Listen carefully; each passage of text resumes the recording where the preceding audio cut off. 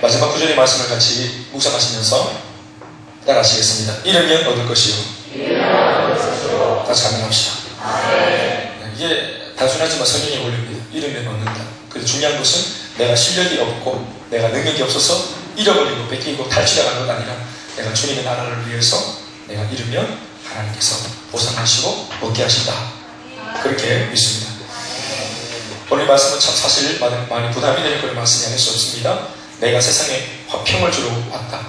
사실은 우리가 다 예수님이 이 세상에 화평을 주러 왔다고 믿고 있고 또 그것을 우리가 신뢰하고 있습니다. 그런데 정작 예수님을 믿으면 제일 먼저 경험하는 것은 내 마음속은 화평이 임하는데 분명 개인적으로는 화평을 경험하는데 우리가 또 다른 관계성 안에서는 분리를 경험합니다. 내가 세상에 화평을 주러 온 줄로 생각하지 마라. 화평이 아니요 검을 주러 왔다. 화평이 아니고 검을 주러 왔다. 이건 여러분 예수를 믿을 때 우리 마음속에 일어나는 변화를 말하는 게 아니고 관계를 말하는 것입니다. 그 증거로 그 다음 구절의 말씀에 사람들의 관계가 나오죠. 사람이 아버지와 또 딸이 어머니와 며느리와 시어머니 그리고 또 형제자매 뭐 이런 식으로 관계가 나옵니다. 그런데 예수님 말씀 들어보니까 예수를 믿고 난 뒤 이 땅에 오신 주님을 만나고 난 뒤 모든 관계는 전부 다 깨어지고 상하고 불화하게 된다고 그렇게 짓고 있습니다. 여러분 예수님께서 우리 가정을 깨뜨리는 가정 파괴범이 아니십니다. 그런데 우리가 이미 이러한 이야기는 성경 말씀이 아니라도 소화는 잘 안 되지만 이미 우리가 이미 많이 겪고 있는 부분입니다. 왜 우리가 마치 검을 손에 잡은 것처럼 옆에 있는 사람과 이 검으로 서로 싸움을 하고 관계가 상하게 되는 것입니까? 왜 이렇게 검을 쥐는 것 같이 관계가 상하게 되는 겁니까? 뭐 때문에 관계가 상합니까? 바로 우리 마음속에 들어와 있는 평화 때문입니다. 화평 때문에 우리가 관계가 상하게 되는 것입니다. 사실 예수님은 세상에 화평을 주러 온 것이 맞습니다. 우리 개개인한테 주님이 오시면 우리에게 평강을 주시고 또 하나님의 사랑을 주시고 회복을 주시고 변화를 주십니다. 그런데 주님 주시는 그 사랑과 회복과 변화와 감격 때문에 정작 관계는 다 상합니다. 왜 그럴까요? 그 관계는 상해야 옳습니다. 왜냐하면 이전에 혈연 관계, 지연 관계 또 어떠한 이름으로 만났든지 그 관계라고 하는 것이 하나님께서 보존하는 관계가 아니라면 모든 것이 다 불탄 산처럼 불이 타야 됩니다. 왜 이것이 깨어져야 할까요? 왜 예수를 믿고 나서 모든 관계가 상하고 깨어져야 할까요? 오늘 예수님 말씀 그거 말하고 있거든요. 우리가 상식적으로 생각이 여기에 동의하지 않더라도 관계가 없습니다. 실질적으로 그런 현상이 일어납니다. 그런데 우리가 예수님을 화평을 주러 왔고 예수님을 믿으면 다 복된 관계가 된다고 우리가 생각하고 있으니까 예수 믿고 실제로는 깨어진 관계를 이해하지 못하니까 소화가 안 되고 납득이 안 되니까 심지어는 내 속에 들어와 있는 화평도 가짜가 아닌가 의심하게 됩니다. 그러나 아니요. 내가 예수를 믿고 내 속에 화평을 가지고 있을 때 진정한 만족과 회복을 가지고 있을 때 이전까지 하나님이 기뻐하지 않는 하나님이 인정하지 않는 관계로 연결되어 있던 것들은 전부 다 불타고 어그러지는 것이 이게 옳습니다. 그렇게 되는 것이 잘 되는 것입니다. 그러나 우리가 알 것은 이 분리는 주님 만나고 난 뒤 맨 처음 경험하는 이 분리의 경험은 하나님의 경험이 아니라 분리의 경험은 이것이 이전에 그 사람들 속에 있던 것과 이제는 우리 속에 있는 것이 달라졌다는 것을 상징적으로 드러내주는 대목이기도 합니다. 우리 속에 진정한 영적인 주인, 인생의 주인이 달라졌기 때문에 이것은 깨어져야 하는 것입니다. 세상 가치관으로 살아가는 우리 아버지와 이제 예수 믿고 신앙적으로 살아가기 원하는 내 신앙관이 반드시 부딪히고 이걸 깨어져야만 합니다. 만약 내가 예수 믿고도 예수를 믿지 않는 아버지와 잘 융합해서 살아간다. 아버지 말에 맞장구 치고 또 내 말을 아버지가 잘 들어준다. 이런 일은 없습니다. 우리가 순결한 믿음, 정직한 믿음을 가졌는데도 이 세상에서 반대를 만나지 않는다. 그것은 거짓말이거나 내 믿음이 가짜일 가능성이 높습니다. 내가 정말로 순결하고 보배로운 신앙을 가졌는데도 내 주변 사람과 아무런 관계 이상이 없다. 그것은 거짓말이거나 내 신앙이 가짜일 가능성이 높습니다. 우리가 진짜로 하나님을 제대로 믿고 진짜 깨끗한, 진짜 순결한 신앙이 내 속에 들어갔고 나는 신앙 고백을 할 때 정말로 심심풀이 땅콩으로 예수 믿는 게 아니라 정말로 내 인생을 전부 다 하나님께 드리고 그 예수님을 내 인생의 주인으로 진짜 모신 것이 맞다면 아직까지 하나님을 주인으로 영접받지 못하는 사람과 반드시 의견의 충돌이 일어나고 반드시 사고방식의 충돌이 일어나게 되어 있습니다. 우리는 그럴 때 이렇게 말할 수 있어야 됩니다. 잘 되고 있습니다. 이렇게 해야 됩니다. 그럼 여러분 이것이 사실 어떤 관계 어떤 싸움이냐 하면 이 주도권의 싸움이거든요. 진짜로 관계가 그냥 덮어놓고 관계가 사는 게 아니라 주도권의 관계, 이 싸움에서 뭔가 지금 불안하다는 것입니다. 예수를 믿고 있는 아들과 예수를 모르는 어머니. 근데 이 아들이 옛날에는 무슨 일이 생기면, 문제가 생기면 자기 어떤 그런 대소사 일을 자기 인생을 제일 잘하는 엄마 아버지와 상의했단 말이에요. 그런데 이제는 하나님을 알고 나서 이제 믿음을 갖게 되고 난 뒤에는 우리가 배우는 대로 문제가 생기면 이전에는 엄마 아빠와 상의하던 것들을 그것이 크든지 작든지 문제가 어떻든지 간에 이제는 하나님을 알고 있으니까 이 하나님 앞에 답을 찾으려고 이 사람이, 이 아들이 몸부림을 쳐요. 그러니까 우리 입장에서는 이거 대단히 잘하는 모습이죠. 뭔가 문제를 만났을 때 기도하고 인생의 답을 얻으려고 하는 모습, 잘하는 거죠. 그런데 이것이 불신자 엄마, 불신자라는 이유 하나만으로 엄마 아빠 눈에는 이게 좋게 안 보여요. 게다가 아빠는 가정의 가장이기 때문에 내 아이, 내 마누라, 우리 집에 있는 모든 대소사 일에 관하여서 아버지가 대통령처럼 왕처럼 모든 것을 통치하고 알기 원합니다. 그런데 내 아들에게 일어난 문제인데 아버지와 아무런 관계가 없이도 이 아들이 문제를 척척척 해결하고 답을 얻고, 분명히 아빠가 안 도와주면 저 얼굴이 절대로 밝아질 수 없는 일인데 수련회에 가서 은혜 받고 막 돌아오더니 얼굴이 밝아지고 이러면 아버지가 기쁜 게 아니고 열받습니다. 아버지가 은근히 화가 나고 열받고, 왜 은근히 화가 나고 열받느냐, 그 중심에는 열등감이 생기기 때문에 그렇습니다. 내가 분명히 머리부터 발끝까지 내가 다 아는 아들인데 이제는 내 아들의 삶 속에 뭔가 아버지가 모르는 영역이 하나 생긴 거예요. 아내가 예수를 열심히 믿죠. 남편이 예수 배신자하면 이제 남편과 상의 안 해도 이 아내가 기도하면서 답을 얻어가고 믿음의 동료자들의 도움을 받아가지고 문제를 뛰어넘는 거예요. 남편이 용돈을 안 줘도, 남편이 막 조금 이렇게 막 괴롭혀도 잠시 오래하고 힘들어하다가 금세 또 어디 쫓아갔다 오면 밝아지고, 주위로 예배 갔다 오면 사람이 달라지고, 그러니까 남편이 그게 은근히 좋은 게 아니라 이게 열받는 거예요. 그러니까 마치 내가 모르는 다른 남자를 내 아내가 사귀고 있는 것처럼 이게 뭔가 은근한 열등감, 또 배신감이 들기 때문에 아무런 이유 없이 교회한테 무슨 특별히 원한을 준 것도 아닌데 그 아내가 나가는 교회가 그렇게 믿고 열받는 겁니다. 그래서 하나님께 무슨 억까지 적이 있는 것도 아닌데 자주 하나님 앞에 그런 좋지 못한 말도 하고 교회를 싸자고 욕도 하고, 목사는 한 번도 본 적 없는데 목사를 막 그냥 비아냥거리고 욕을 하고 이렇게 하는 거예요. 왜 그럴까요? 열등감이 생긴 겁니다. 이것도 모르고 이제 부인이 내 남편 마귀 새끼라고 남편은 마귀 자식이라고 계속 뭐 나사렛 예수님으로 니네 떠나갈 제대로 이렇게 나가면 나중에 이제 완전 집 앞꼬라지가 박살나는 겁니다. 그러면 남편이 니 마귀한테 죽어버리고 이제 달라드는 거예요.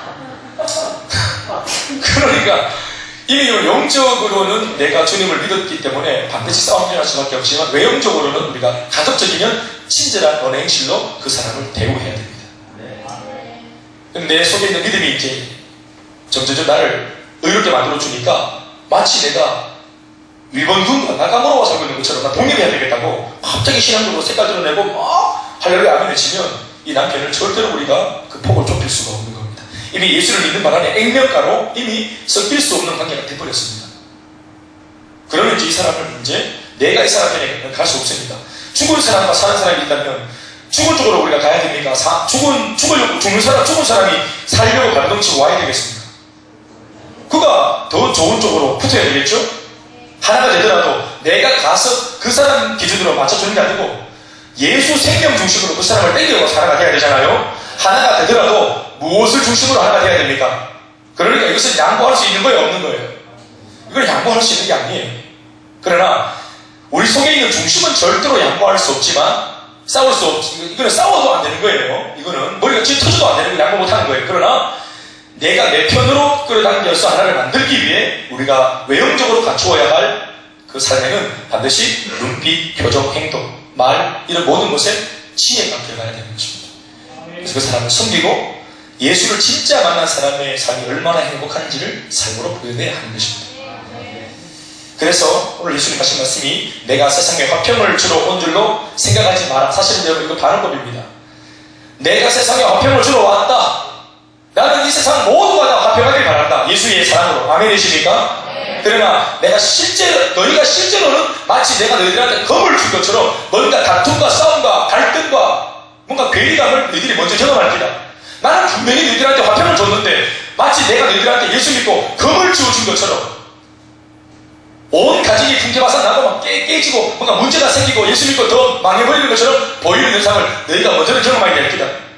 이를테면 어느 아들이 아버지와 불화가 일어나고 딸이 어머니와 싸우고 며느리와 시어머니가 불화하게 되리라. 반드시 이런 관계에 문제가 일어났다. 심지어는 사람의 원수가 자기 집안 식구다. 예수 믿고 모든 사람하고 화평했는데 이전에는 화평했는데 예수 믿고 갑자기 원수가 된 것처럼.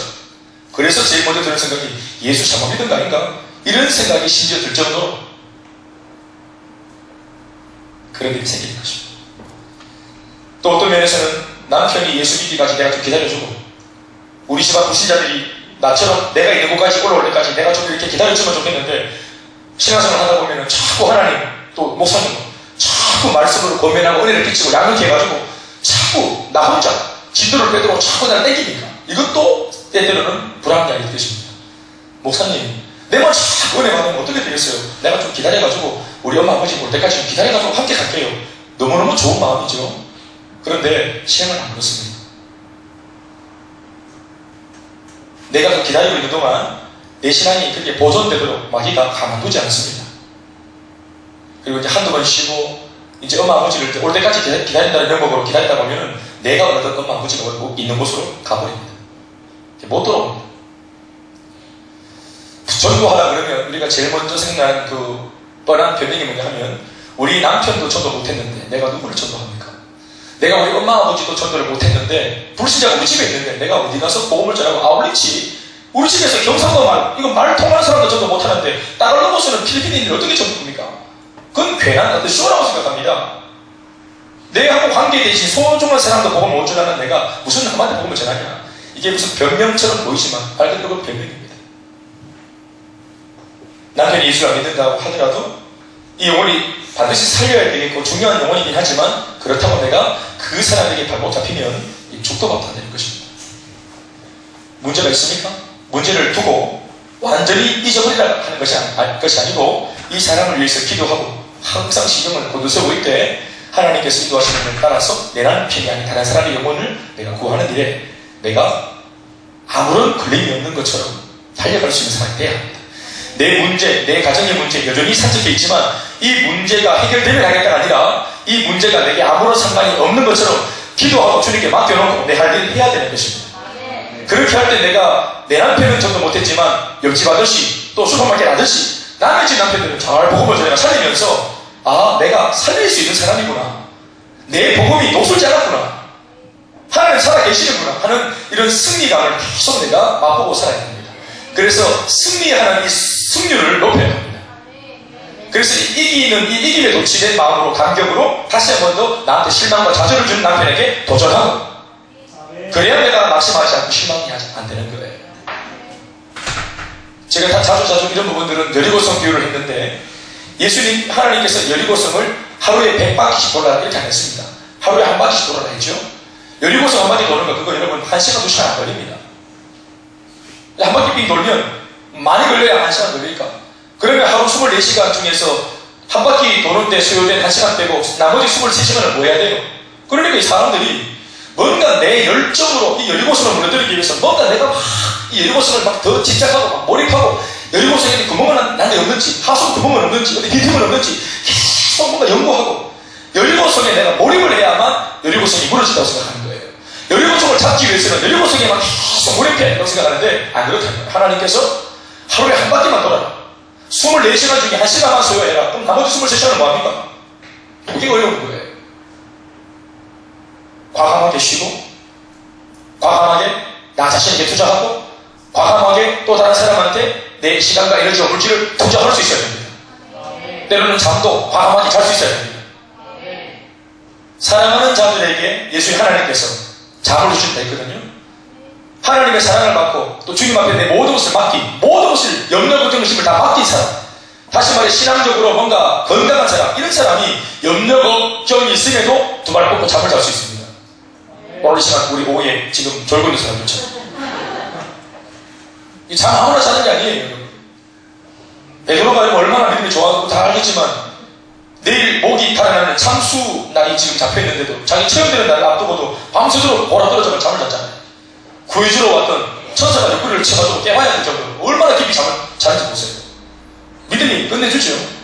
사람이, 인간이 그렇게까지 돌아떨어질 수 없거든요. 동면하는 봄도 아니고. 믿음이 배짱이 있는 것입니다. 그러니까 여리고성은 뭐냐, 문제가 굉장히 큰 문제고 내한테 굉장한 위협을 줄 수 있는 그런 문제 때문이지만 하루에 한 바퀴 정도 도는 것으로 족하다. 내일치 한 바퀴 돌고, 그래서 주님이 됐다 할 때까지 돌면 되는 거예요. 주님 말씀하신 것처럼 한 바퀴만 돌면 되는 거예요.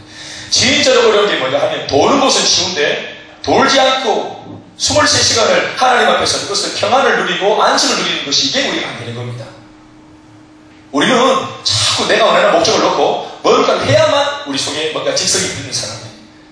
기도가 맡겨놓고 가만히 있는, 이게 우리한테는 믿음으로 산다, 이게 우리한테는 적성이 안 맞습니다. 우리는 내가 뭔가 자꾸 노력을 해야 될 것 같고, 내가 공을 들여야 될 것 같고, 내 힘으로, 내 악으로, 땀으로 뭔가 자꾸 공적으로 싸우려고 하는, 그래야만 내가 직성이 들리는 거예요. 제가 옛날 만났던 우리 집사님들 중에서 산기도를 되게 좋아하는 분들이 계시는데, 산기도에서 주님 만나가 좋은 게 아니고, 이분들이 뭔가 주님이 손이 안 잡히니까 산에 올라가가 이 예배, 보통 드리는 예배는 싱겁다는 거예요. 목사님 이 마지막한 설교가 우리를 다 채운다는 겁니다. 20분 안에. 얼마나 놀라운 일인지 한 3분만 다시 한 겁니다. 그래 한 20분 정도 수면을 취하다가 그게 싱겁다는 거예요. 그래가지고 또 기도한다는 사람들이 모여가지고 굳이 자기 교회 놔두고 산에 올라가가, 그 만기에 올라가가지고 그 만기에서 그 추운데 비닐 덮어 쓰고 집 놔두고, 그래 굳이 그 추운 산만기에 올라가가 막 거기 벌벌 떨면서 막, 그래 막 또 찬양을 할 때도 온몸을 쓰면서 막 쭉 이렇게 하는데, 제가 지금 기도를 비방하는 게 아니고 기도 자체는 참 귀한데, 그 사람들이 만족하는 게 뭐냐 하면, 내가 땀을 1시간 2시간 산에서 막 듬뿍 흘리고 땀 쫙 쏟아내서 막 뜨겁게 뭔가 내가 했다는 거예요. 그래서 산 내려오면서 이 은혜 당하는 겁니다. 응답하는 안 했는데도 기도하고 이러고 막 마치 땀 쫙 흘리면, 내가 뭔가 내가 가지고 있는 문제를 해결하기 위해서 뭔가 내가 노력하고 애쓰고 땀 흘린 것 때문에, 이것 자체가 내가 뭔가 했다는 것 때문에 마음에 안도감이 생기는 거예요. 가만히 있지 못하는 겁니다. 제가 고3 때 한때 예수 만나기 전에 제가 불면증을 앓았다니까, 불면증. 공부 안 하는데요, 누워 자지도 못하는 거예요. 공부 안 하면 자기가 자는데, 그 잠을 못 자는 거야. 불안하니까. 그럼 앉아있다 공부 하나 안 합니다. 그러니까 어떻게 자냐 하면, 책 펴놓고 책상에 앉아가지고 불편하게 자는 겁니다. 잠을 자도 불편하게, 책을 펴놓고 불편하게 자야 내가 그래도 고3이지 하는 적재성을 잊어버리지 않을 것 같아가지고, 또 고3 우리 또 동료들의 우리 그 친구들에 대한 예의도 같아가지고, 근데 저는 못 넣어잖아요. 이게 어차피 안 하는 공부 잠을 느끼는데 못 자는 거야. 그러니까 맡기지를 못하는 거예요. 가만히 있는 게 안 되는 거예요. 홍이 앞에서 뭔가 내가 밥그릇으로만 홍이를 퍼내야 될 것 같고, 뭔가 내가 일조를 해야 될 것 같은 거예요. 주님이 하신 말씀이 잠잠해라, 잠잠하라, 하나님의 구원하심을 보라, 그렇게 말하는, 이 잠잠하고 가만히 있는 게 안 되는 거예요. 잠잠하고 가만히 있는 게 신앙입니다. 이게 진짜로 하나님이 하실 일을 믿고 잠잠히 하나님의 말씀을 딱 청종하면서 그 말씀대로 주님이 때가 되었다 때까지 기다릴 수 있는 것, 이게 신앙인 것입니다. 갈라디아서 6장 9절 말씀이 뭐라 했습니까? 선을 행하되 낙심하지 말지니 포기하지 않으면 때가 되면 반드시 이루리라 했습니다. 아멘이십니까? 그 때가, 하나님의 때가 와야 되는데, 이게 때가 안 오니까 내가 때를 만들어버리는 거예요. 그러니 하나님께서 주시는 마음이 내 속에 들어오면 내가 평안해지고 배짱이 생기거든요. 근데 신앙이 없는 엄마 아버지는 어떻게 나오냐면, 공부 안 한다고 닥달하고 뭔가 액션을 취하자면 애가 멍청해 보이고, 그래가지고는 시대에 비춰질 것 같고, 뭔가 애가지고는 계속 백수로 있을 것 같고, 엄마 아버지도 마찬가지, 나도 마찬가지, 뭔가 해야 되는 거예요. 어디라도 적을 보야 마음이 그래도 조금 여유가 생깁니다. 이걸 맡기지 못하는 것입니다.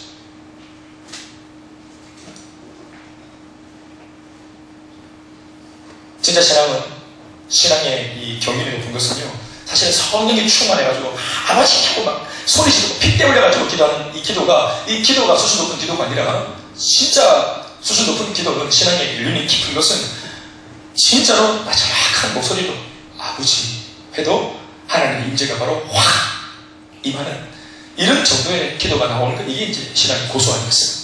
아멘입니까? 아멘. 그 진짜 고수는 사실 여러분, 물론 그 고수가 되기 위해서는 그 과정 속에 하나님께 불을 짓고 몸부림치는 과정이 있어야 되겠지만, 이제 하나님의 마음을 깊이 아는 사람이 되면은, 아버지, 아침에 주의 인자하심이 나와 함께 하시고, 주님의 인자와 주님의 사랑이 아침마다 늘스럽다고, 아버지 이름만 딱 불러도 모든 것이 새로워져요. 그런 은혜를 경험하는 그 경지인 것입니다. 그러나 그 경지에 가기 위해서 몰무림을 쳐야 되겠지. 우리 하나님, 우리 개인에게, 우리 가정에, 우리 가문에, 우리 교회에, 우리 직장에, 이 세상 전체에 화평을 주러 오신 것이 맞습니다. 그러나 먼저 화평을 가진 사람들이 잠시는 검을 쥐고 싸우는 것처럼 보일지라도 그 인간적으로는 소화가 안 되는 부분들을 믿음으로 감내해내고 잠시 잠깐의 분리, 잠시 잠깐의 원수됨, 이것을 우리가 믿음으로 소화하고 품을 수 있어야 합니다. 반드시 때가 되면 더 이전보다 어설프게 조작해서 우리가 만들어놓은 조작된 평화보다 한번 다투고 진짜 정치를 다 드러낸 이후에 비록 잠시는 좀 다툼과 갈등이 있었지만 그 이후에 진짜 무엇이 진짜 참인가를 밝게 되고 난 뒤 진짜로 제대로 된 곳에서 하나가 되어야 하는 것입니다. 아멘이십니까? 그러니까 이 화평과 검 사이의 괴리감을 우리가 소화할 수 있는가 하는 것입니다. 오늘 여러분 저는 성경적 가치관을 놓고 우리가 그 로드십에서 배웠던 9가지 영역을 놓고 볼 때 첫 번째 제목, 그 테마가 가족관이었는데 이 가족관. 그러니까 우리가 주님을 위해서 살고 헌신하고 선교도 하고 전도도 하고 여러 가지 얘기를 하지만 제가 인간적으로 알고 있는 바 가족 문제, 내가 관계한 직계가족, 엄마, 아버지, 뭐 형제, 자매, 내 아내, 내 자식, 이 직계가족의 문제가 생기고 신변의 문제가 생기면 모든 헌신, 모든 섬김은 바로 올 수업입니다. 박희찬 선교사 선교를 할 때 여러분 말 우리가 한번 해봅시다. 제일 사실은 중요한 문제는 뭡니까? 내 마음의 감동도 중요하고 주님 부르심도 중요하지만 결국은 하나님께서 내 마음속에 거룩한 온 우주 만물을 창조하신 주님이 나한테 거룩한 음성으로 부르심을 주셨더라도 거룩하신 온 우주 만물의 왕이신 분의 명령을 받았더라도 온 우주 만물의 왕이 아닌 우리 집에서 왕이신 우리 아빠의 오다를 받아야 되는 거예요. 정작 선교 헌금을 손에 쥐고 있는 대부분 장관의 우리 엄마의 오다를 받아야 돼요.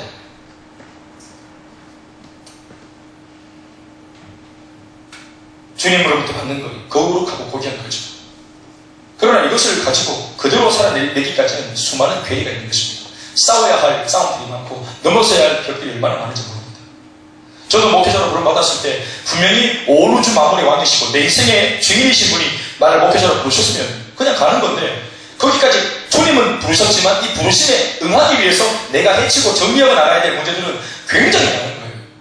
일단은 말도 안 통하는 엄마 아버지를 설득시켜야 되고 다니고 있던 학교를 정리해야 되고 또 준비하고 있던 취업 문제를 정리해야 되고 내가 기획했던 모든 계획을 다 뒤로 없이 해야 되고 그리고 은혜 받은 이 한 가지를 믿고 내 인생을 거기다 투자한다는 것 이것이 얼마나 나로 하여금 많은 계산을 내 생각을 많이 복잡하게 만들었지 몰라요. 현실은 눈에 보이는 건데 하나님의 부르심은 너무나 뚱딴지 같지 않습니까? 언제나 주님의 부르심은 우리 인생을 하고 볼 때는 간섭하는 것이고 끼어드는 거예요. 아브라함의 부르심 말은 멋있지만 아브라함이 잘 살고 있는데 하나님께서 끼어든 거 아닙니까? 모세의 부르심 말은 멋있지만 모세 다른 대로 살고 있는데 하나님이 모세 인생에 끼어든 거 아닙니까? 어떠한 부르심이든지 간에 하나님이 우리를 불러 우리에게 찾아오실 때 그것은 여러분 우리 입장에서 인간적으로 표현해보면 우리 인생에 끼어드는 거예요. 끼어든다는 말은 원래 내가 가지고 있던 모든 인생의 계획들을 그 끼어들으시는 주님의 그 어떤 인도 갑자기 일어난 변수 때문에 앞으로 내가 계획했던 것들을 이걸 접어야 한다면 접을 수 있어야 된다는 말이거든요. 그리고 주님이 우리 인생에 끼어드는 것은 사실 표현은 끼어드는 거지만 내 인생을 세팅하신 왕이신 분이고 주인이신 분이기 때문에 우리 인생에 그분이 갑자기 들어와도 우리 입장에서는 갑자기 들어온 거지만 주님은 다 이유가 있고 다 계획이 있어서 들어온 겁니다. 내 계획보다 그분의 계획이 더 확실하다는 사실은 우리가 의심하지 않습니다. 그러나 실제로 내 삶의 중심을 옮겨가지고 그분께 맡기는 것은 굉장히 어려운 일입니다. 자, 이 부분에 놓고 내가 하는 말은 뭡니까? 가족 문제입니다. 여러분 제가 혹시 우리 젊은이들한테 그런 말을 많이 했지만 제가 주례를 많이 한 것은 아니지만 언제나 제가 주례를 할 때마다 그 주례사에 다 담지는 않지만 내 마음속에 있는 기대감이라는 게 있어요. 이 주례를 통해서 자 주례가 뭡니까? 우리가 하나님 앞에 신랑과 신부가 결혼하는데 이걸 주님 앞에 오다를 받고 우리가 하겠다는 거거든요. 여러분 절 보세요. 여러분들이 무슨 일을 할 때 성경 말씀을 잠깐 읽고 짧게 드리더라도 예배를 드리고 우리가 무슨 일을 한다는 것은 이게 여러분들이 볼 때는 그냥 집집해서 예배를 드리는 게 그라고 생각하는 모르겠지만 실제로 예배가 뭘 의미하냐면 아브라함이 하나님으로부터 약속의 말씀을 받았을 때 이 말씀에 자기가 아멘으로 허락하고 증거를 삼기 위해서 그가 한 것이 뭡니까? 예? 비둘기 새끼를 반으로 쪼개가지고 거기에 펼쳐놓습니다. 그리고 거기에 이걸 딱 펼쳐놓고 원래는 여러분 제가 여민이랑 고대시대 때 무슨 약속을 하면 이 약속을 증거로 삼기 위해서 바로 그 자리에서 제물을 삼습니다. 하나. 그래서 하나님을 증인으로 초청합니다. 예배를 드려버린다 이 말입니다. 예배를 통해서 너의 약속과 나의 약속을 하나님을 보증으로 우리가 확실하게 지키자. 이런 의미로 예배를 드리는 거예요. 그냥 약속할 수 있지만. 그래서 제물이 없으니까 가장 싼 비둘기 새끼의 그 몸을 반으로 쪼개가지고 그렇게 이제 예배를 드리는 겁니다. 그래서 약속을 할 때 이 두 사람이 그 벌려놓은 그 제물을 놓고 그 제물 위를 이 사람이 건너오면서 약속합니다. 비둘기 새끼 펼쳐놓고 넘어가면서 약속을 서로 이렇게 왔다 갔다 하면서 서로 약속을 한다 이 말이에요. 이게 예배입니다. 그런데 아브라함은 누구랑 지금 약속을 맺었죠? 그 당시 하나님과 약속을 맺었어요. 그러니까 보증을 할 하나님이 따로 필요 없고 하나님이 보증이자 또 약속의 바로 그분이죠. 책임자죠. 그러니까 하나님과 나 사이에 바로 아브라함이 지혜롭게 나한테 땅과 자손을 주신다 했죠. 복을 주신다 했죠. 나를 복이 근원으로 삼다 했죠. 아멘 하면서 비둘기를 딱 펼쳐놓은 겁니다. 그런데 아브라함이 왔다 갔다 하면서 자기 약속을 딱 하니까 하나님도 왔다 갔다 하셔야 되죠. 근데 하나님도 왔다 갔다 할 수 있습니까? 그래서 뭐가 그렇게 나타납니까? 성경은 저만 했습니까? 아브라함은 왔다 갔다 하지만 하나님은 어떻게 하십니까? 불을 보내죠. 불을. 그래서 어린 새끼 이 비둘기 새끼를 하나님께서 불로 반을 쪼개버립니다. 반으로 다 쪼개놨을 때 그 사이를 불이 왔다 갔다 하면서 불이 붙어버립니다. 이 하나님 약속하신 것입니다. 이 말이 뭐냐 하면 왜 제물을 펼쳐놓고 약속하냐면 만약 이 약속을 안 지키는 사람은 오늘 우리 눈앞에 있는 이 짐승처럼 이렇게 반드시 응징을 당할 것이다. 이런 의미로 제물을 놓고 약속을 하는 거예요. 이해되십니까? 자, 우리가 결혼식을 할 때 신랑 신부를 앉혀놓고 세워놓고 말씀으로 예배를 드리죠. 우리는 이번에 기독교식으로 예식을 드렸다. 목사님 모시고 주례사를 드렸다. 여러분 완전히 다른 개념입니다. 목사님 모셔놓고 그냥 세레모니 의식으로 그냥 기독교로 예식을 드리는 게 아니고 이 말씀으로 남자와 여자가 그 부모를 떠나 하나가 될지라 이제는 이것을 사람이 아무도 나누지 못한다. 자, 이런 말을 할 때 만약 이 주례사에 나오는 선포된 말씀을 어기면 어떻게 되는 거고 둘 중에 한 놈은 어떻게 되는 거고 먼저 배신한 놈은 쪼개지는 기라 불태가 지금 하나님. 성경에 물론 이혼 사유가 있죠. 그거 외에 다른 것으로 죄를 짓고 범죄해가지고 가정에 파탄을 끼치면 반드시 그 해악을 끼친 자가 지금 신약 때 지금 시대에 있는 말씀으로 제가 점잖하게 이렇게 하지만 원래는 옆에 있는 뭐 개 한 마리 사가지고 결혼식 날 이 주에서 하는 이 자리 데스크 위에다가 개 한 마리 쭉 벌려놓고 그래가지고 이게 주에서 하는 겁니다. 네 신랑 신부 사랑하나? 신부 신랑 사랑하나? 안 사랑하나? 이렇게 되는 기라 쪼개가 찌는데 이 협박입니다. 완전히 이 약속 이런 결과를 너희들이 맞이하지 않도록 진짜로 끝까지 사랑하고 신뢰하겠는가? 이게 기독교 예식으로 드리는 예배의 의미입니다. 뭔 말인지 알겠습니까? 우리가 이러한 마음으로 가정을 위하는 그 하나님의 마음이 있는데 하나님께서 가정을 이렇게 위하시는데 우리가 여러분 어설픈 생각으로 가정을 위한다는 것보다 하나님께서 우리 가정을 훨씬 더 많이 위하십니다. 결코 우리 가정이 손해보거나 깨어지는 것을 원하지 않습니다. 누구든지 가정에 흠집을 내는 사람 이와 같이 주님이 벌할 정도로 가정을 위하신다고 말씀하셨으니까 가정을 주님이 얼마나 위하시는 것입니다. 중요한 것은 하나님께서 이렇게 가정을 끝까지 지키실 수 있도록 부부가 부부 될 수 있도록 이걸 지킬 수 있도록 부자 관계 내가 배아가나 내 새끼지만 이 아름다운 가족 관계가 계속 이루어질 수 있도록 하나님이 보호하사 우리 가정 만세할 겁니다. 하나님께서 남편의 마음에 아버지로서 남편으로서 최선을 다할 수 있는 마음을 하나님이 그 아버지 마음속에 주어야 되는 거예요. 세상을 흠모하지 않고 다른 여자를 흠모하지 않는 마음을 하나님이 내 남편의 마음속에 불어넣어 주셔야 되는 겁니다. 요즘처럼 유혹이 얼마나 많나. 우리가 살고 있는 이 시대만큼 유혹이 얼마나 많나. 아침에 아침밥 먹고 나간 내 남편이 밤에 고스란히 그대로 퇴근한다는 보장이 없습니다. 이제는 직장에서 직장 마치고 우리 집에 오기까지 얼마나 넘어야 할 산이 많고 견뎌야 할 유혹이 많은지 몰라요. 그래서 제가 저희 집을 경산 쪽에 집 만들었죠. 경산에서 여기까지는 유혹이 없어요. 그것도 없고. 근데 동선로를 지나야 되는 사람들이 있죠. 조심하세요. 바로 낚이는 겁니다. 성적으로 또 유흥으로 얼마나 우리에게 손 내미는 것이 많냐 이 말입니다.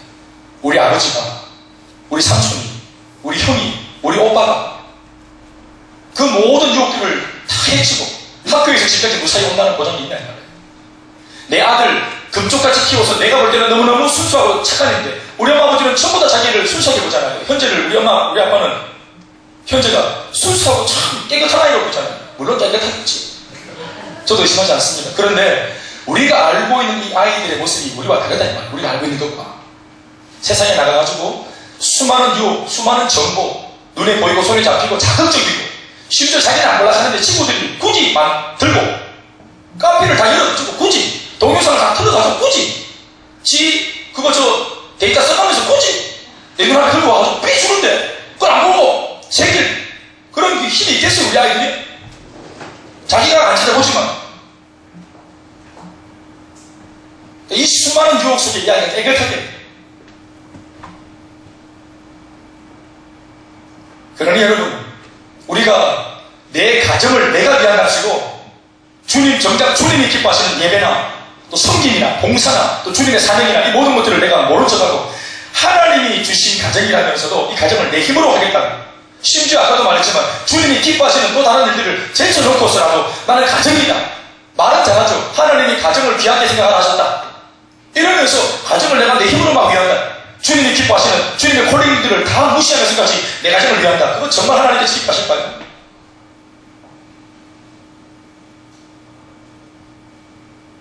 아마 하나님께서 팔짱 끼면서 네가 네 가정 책임지겠다면 나와의 약속도 거절할 정도로 네 가정을 위하겠다면 그럼 네가 끝까지 한번 네 가정 책임져봐라 하지 않겠습니까? 아브라함이 분명히 너의 허리에서 나온 자가 약속의 자식이라고 주님이 약속을 주셨거든요. 그 말은 뭡니까? 반드시 네가 나이가 먹더라도 백세가 가깝더라도 하나님이 하시면 네가 알을 놓을 기다. 약속을 주셨는데도 이 약속이 더디게 응하지 않자 아브라함과 그 사라가 뭐라고 작당합니까? 하나님 약속의 말씀은 맞지만 우리도 아멘을 받아들였는데 그 방법은 우리도 노력을 좀 해야 되는 거 아니겠나? 나는 어차피 태가 다쳤으니까 우리 몸좀 하가를 취해가지고 당신 알을 낳아. 하나님이 우리에게 복을 주시다 하셨으니까 또 하나님 가만히 계시니까 이거는 우리가 무작정이 있었는데 안 되는 것 같다 하고 자기가 자기 가정을 위한답시고 자기 인간적인 방법으로 그렇게 몸부림치죠. 그런데 하갈 밑에서 태어난 아이 이스마엘이 나중에 태어나가지고 온 집구석이 난리가 났잖아요. 주님이 그거 안 기뻐하셨습니다. 우리가 생각하는 타이밍과 주님의 타이밍이 달라요. 우리가 예수 믿고 하나님 앞에 계속 예배드리고 교회 오면 목사님 말합니다. 잘된 것 같습니다. 괜찮고 반드시 가정이 복받을 거라고 아무리 이야기해도 내가 체감적으로 느낀 우리 집은 아직까지 힘들고 뭐가 소망이 없어 보입니다. 그러니까 말씀 듣는 것도 지긋지긋하다. 내가 뭔가 좀 해봐야 되겠다. 이런 마음 생깁니다. 인간이. 여리고성을 무시하라는 게 아니라 한 바퀴만 돌면 된다는 거예요. 우리 엄마 아버지 예수 믿으면 좋겠지만 그 엄마 아버지 예수 믿을 때까지는 아무것도 안 하겠다. 이런 그것이 협박입니다. 하나님 앞에. 엄마 아버지만 영원입니까? 우리가 예수 믿고 엄마 아버지만 구원해야 됩니까?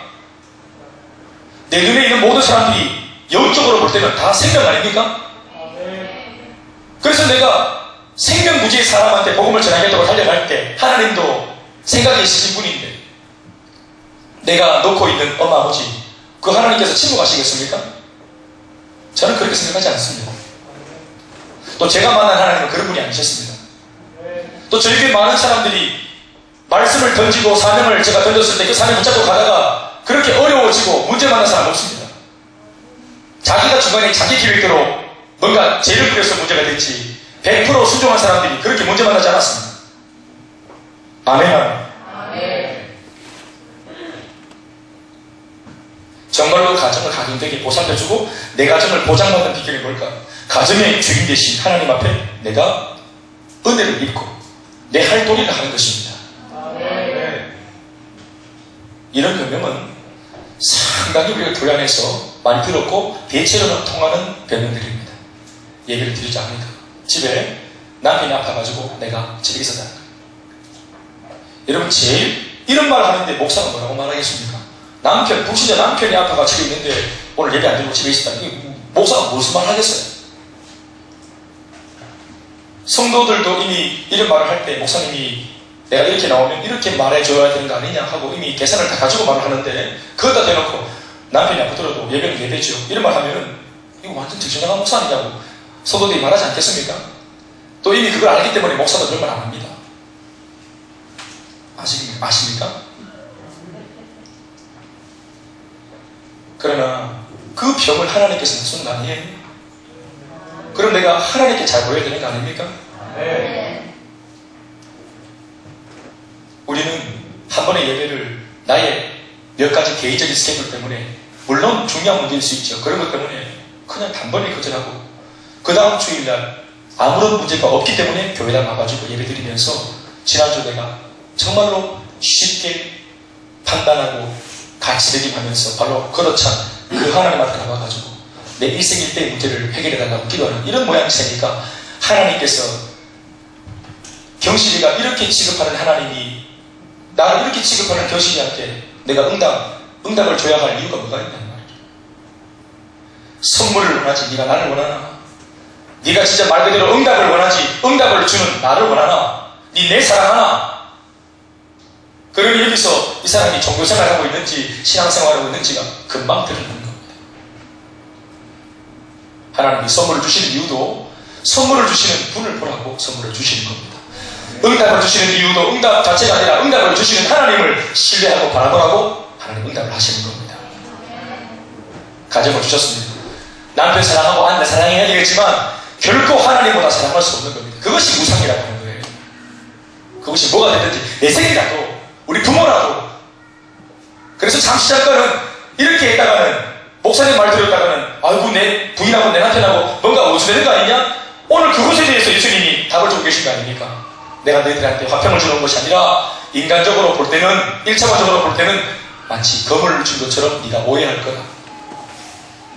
그러나 그 잠시 분리의 경험을 통해서 진짜로 값어치가 뭔지 진짜로 가치 있는 것이 뭔지가 불신자 가족들에게 확인되어져야 합니다. 예컨대 엄마 아버지 치마폭에 있던 제가 보고만에서 독립을 선언했습니다. 아버지가 제사를 하러 하는데 제가 큰아버지 만났습니다. 큰아버지 만나서 우리 아버지는 아버지가 탁 하면 되는데 이 아들이 큰아버지를 만나서 얘기할 줄 몰랐겠지. 제가 20살 때 큰아버지 우리 아버지가 어려워하니까 지금은 돌아가셨는데 큰아버지 만나가지고 제가 그냥 바로 정리해버렸습니다. 제사 문제. 큰아버님 저는 제사를 안 지내겠습니다. 그러나 마음으로 내가 우리 가정에 복을 빌고 그렇게 할 테니까 제게 그럴 수 있도록 설치해달라. 큰아버지는 좀 많이 통하는 분이거든요. 큰아버지께 딱 말하니까 큰아버지가 이 자식 이게 아니고 그래 야야 너가 아버지 맨날 술 먹고 그래 개까지기는데 그래 내가 볼 때 우리 대영이는 작심했더니 대영이 네가 안 옳겠나 네가 원하는 대로 해라. 아버지가 노력하고 내한테 말해라. 누구 편이에요? 큰아버지가? 바로 전에 들어보지. 그래서 제가 제사 낙전에 뒤에 딱 서서 자 가정을 위해서 기도합니다. 회개하고 제가 대신해서 알지 못해서 사신 우상에게 분양하고 제사 지내는 이 불쌍한 가족들 이 가문을 주님 용서해달라고 제가 뒤에서 막 중보하고 설가에 있으면 우리 아버지는 계속 뭐하러 주는데 큰아버지가 나와둬라. 우리 큰아버지 우리 아빠가 무서워합니다. 큰아버지가 나와둬라 대회 아바 하면 대회 아바에 가만히 있습니다. 하나님 주시입니다. 아버지를 통해서 답을 얻었으면 못 얻습니다. 근데 큰아버지가 오다가 딱 내리니까 아버지도 불편하지만 아무 말도 못하는 거예요. 야 집안 가서 네가 제사 지내면 내가 뭐 되나? 사실은 우리 집안에 가면 어떤 모임을 가든지 우리 아버지는 항상 술로 조집니다.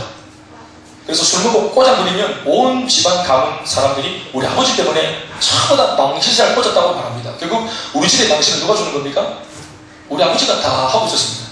아들이 제가 제사를 안 지내기 때문에 갑자기 욕먹는 게 아니고 늘 아버지가 욕먹이고 있었습니다.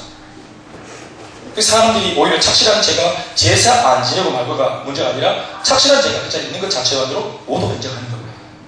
제가 지방이 이렇게 어려운데도 제가 걷길 안 가고 착실하게 잘 차려 먹이면서 그렇게 이제 사니까 제구실 하니까 어른들은 이미 저를 다 인정하는 거예요. 그러니까 누가 혼자 지금 도태됐죠? 아버지. 그러니까 아버지는 완전히 열등감이 쌓여갑니다. 저는 뭐 새끼는 내가 새끼도 어른들이 인정해주고 분명히 문중에 어른들도 나와 같이 이 알을 공격을 해야 이 아가 반성하고 제사를 지낼 텐데 야가 인정을 못하고 있겠네. 아버지 혼자 열받았거든. 또 아버지는 제사를 지냈는데 살게 따라주니까 이거 다 못 보고 그 아버지가 내 앞에서 이 입장이 곤란해져. 그 아들은 계속 신앙이 연구를 가면서 바람을 따박따박하니까 아버지가 못 견딥니다. 차이가 났죠? 그런데 아버지가 나중에 했던 말입니다. 우리 엄마도 했던 말이에요. 네가 만들어가. 먼 데서 봤지만 우리랑 다른 세계를 지금 갖고 있는 네 아들을 아버지 엄마가 먼 데서 봤지만 우리 엄마 하는 말이 네가 하는 것은 항상 잘 되고 하나님이 열게 해주시고 항상 복을 주시고 이게 우리 엄마의 고백이었습니다. 분리가 되어야 예수 믿고 살아가는 삶이 얼마나 확실한 삶인지 주님이 보여주시는 겁니다. 잠시의 분리입니다, 여러분. 인간적인 연민 때문에 섞이면 예수 믿는 삶이 얼마나 탁월한지 우리 가족들 안에서 이것을 빛을 발할 수 없는 것입니다. 내 아내가 여보 오늘은 고마 쉬고 스키 타러 가자 하더라도 남편이 예배다 해야 되는 겁니다. 자녀들이 엄마 아버지 동남아만 뺑뺑 돌리려고 해도 뺑뺑 돌려가지고 고려장에 가지고 집에 못 들어오게 되는 거예요. 그러니까 함부로 비비타면 안 돼. 그러면 난 예배다. 야야 동남아 갈동 이거 언제 누가 그렇게 했다 니까 우리 교회에 어떤 분이 아들이 동남아 가도록 딱 주니까 동남아 이거 갈 돈 딱 쪼개가지고 본인은 가까운데 그냥 부부가 여행 갔다 오고 나머지 돈은 다 헌금했고 아들 이름은 이게 하늘에 쌓는 거죠. 우리 가정이 어떤 수렁에 빠져 있다가 주님 은혜 덕분에 이렇게 건져받았는가를 엄마 아버지 세대가 아이들한테 보여줘야 됩니다. 이 아이들은 지금 예수 믿는 게 뭔지 모르고 예를 들어서 우리 지금 윤영이는 지금 계속 머리 따듬고 얘들은 짜고 이러면서 막 자들고 이렇게 할지라고 엄마는 지금 시금이 멀쩡한 어른이 돼가지고 예수 믿기 전과 후의 삶이 뭔지 이 변화가 뭔지 아시죠? 엄마 혜린이 엄마 아시죠? 엄마는 아는 거예요. 엄마가 예수 때문에 얼마나 마음에 공고했다가 회복되었고 얼마나 신바람 난색이 됐는지 엄마는 이 어른이기 때문에 이 전과 후를 확실하게 비교할 수 있거든요. 근데 아이는 그냥 어느 날부터 엄마가 왔다 갔다 하는 따라가다 보니까 나는 예수 우체기가 됐다. 그러니까 예수 전과 후에 기준적인 뭔가 이렇게 변별력이 별로 없는 거예요. 그러니까 예배가 얼마나 중요한지 모르고 잘 가치를 모르니까 잡을 못하는 거야. 근데 엄마는 잘 안 모르잖아. 그 가치를 아니까. 그러니까 내가 하는 말은 뭐냐 하면 엄마가 이 삶이 얼마나 고생한 삶이고 과거는 얼마나 부끄러운 삶이었는지 다시는 나야 이제 우리는 과거로 돌아가면 안 된대. 이거를 엄마가 삶으로 보여줘야 되는 거예요. 예수가 얼마나 우리 가정에 보호하고 얼마나 보배인지를 엄마가 이걸 삶으로 고백을 해줘야 되는 거예요. 그래서 아이들한테 이전까지는 이제 엄마가 세상 기준으로 아이를 건사했지만 엄마도 아버지도 이제는 믿음과 복음 안에서 아이들한테 가치를 이제 전수하고 또 요구할 것들도 신앙적으로 요구하고 이렇게 해야 되는 겁니다. 그래야 아이들이 우리 엄마가 바뀌었구나 인식하고 다른 삶을 추구하게 되는 것입니다. 가정 안에 들어와 보니까 엄마 아버지가 예를 들어서 이중인 경자인 거예요. 교회에서 유집사의 모습과 집에서 유승엽 아빠가 다른 기라. 예를 들어서 현재가 볼 때 그러면 이제 현재 이 아이가 이제 미래를 위해서 현재 마음이 좋지 못한 것입니다. 아빠는 교회 뭐 집의 모습이 달라 이래 나오면 이 아이가 가치관에 혼란을 느끼고 신앙생활 쇼하는 거네 이렇게 나오는 거예요. 그러니까 오늘날 어른들한테 실망을 한 앞선 세대 기성세대 신앙인들한테 실망한 젊은이들이 많아지기 때문에 오늘날 이 젊은 아이들이 교회를 답변하는 겁니다. 제가 최근에도 뉴스 미션을 보니까 이제 기독교 잡지가 있는데 보니까 헤드라인에 왜 청년들이 교회를 떠나는가. 여러분 이 얘기는 이 화두는 지금 수년째 지금 회자되고 있는 내용이에요. 교회에 청년들이 남아나지 않고 계속 떠난다는 거예요. 왜요? 주일학교 중고등부 때는 엄마 눈치 보면서 엄마가 장로고 권사고 뭐 이러니까 엄마 아버지 그 어떤 그 입장 때문에 마지못해 가주다가 또 예배를 지켜주다가 자리 지켜주다가 또 엄마가 또 권사 돼야 되니까 학교 갈 때 또 투표도 해야 되니까 엄마 입지 때문에 이렇게 버텨주다가 내가 이제 머리 굵어지고 대학생 딱 되면은 자기 목소리 내면서 교회 나가버리는 거예요. 그거 못 잡거든요. 대학생 되면, 청년 되면 못 잡아요. 그러니까 오늘 대학생들과 청년들이 교회를 떠나는 이유 중에 상당히 많은 부분들은 예수를 믿는 것이 멋지지 않다는 것을 이미 삶으로 보여준 기성세대 교회이기 때문에 그런 거예요. 예수를 믿는 것이 얼마나 황홀하고 얼마나 멋있는가. 예수와 함께 달려가는 가정생활과 예수와 함께하는 직장생활, 사회생활, 이럴 수 있다, 이렇게 살 수 있다라는 그 한계를 뛰어넘는 삶을 모델을 보여준 기성세대가 없기 때문에 대학생들 전부 다 학점 문제, 청년들 취업 문제, 이런 몇 가지 문제가 생기면 등다 쓰고 배가 안 부르니까 교회에 책이 부는 거예요. 어떤 사람은 교회 다녔냐고 물으니까 다녔는데 교회를 끊었다 합니다. 이게 무슨 담배를 끊듯이 교회를 끊었다 합니다. 근데 내가 다시 푸시랍니다. 이상하게. 실제로 그렇게 하는 거예요. 예수 믿는 게 하나도 멋지지 않고 연기하고. 젊은 아이들은 또 나름대로 신앙이 없어도 젊다는 이유만으로 나름대로 도덕적인 기준이 높거든요. 나는 예수 안 믿지만 차라리 그걸 빨리 예수 안 믿을라 그래서 이상한 배를 들어놓으면서 때리자. 그러고 또 막 밤새도록 술 마시고 막 사고치고. 그러니까 저보다 괴변이에요. 괴변. 우리 가정이 정말 하나님 안에서 보호를 받기 위해서 여러분, 그래서 하나님께서 이 가정 전체를 예수를 한 번에 믿게 할 때도 있지만 대체로 더 많은 경우는 4인 가족이 있다면 한 가정에 한 사람 두 사람을 먼저 예수를 믿게 합니다.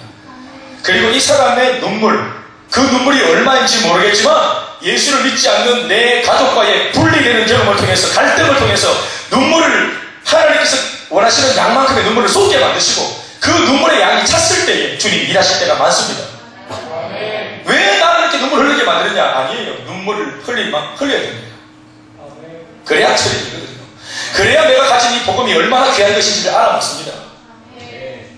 그냥 자동적으로 기계적으로 임하는 복음이니까 가치를 모르잖아요. 그런데 예배 한번 나오려고 그러면 온 가족한테 막 요거 얻어먹고 몰래 막 보따리 사가지고 까치발로 도망을 나가 예배 드리고 그래 돌아가다 기대기 맞고 이렇게 드리는 예배가 되면 예배가 얼마나 귀한지 압니다. 우리 지금 중학교 1학년 올라가는 아이들이, 이 어린아이들이 사실 예배 가치를 얼마나 알지를 모르겠습니다.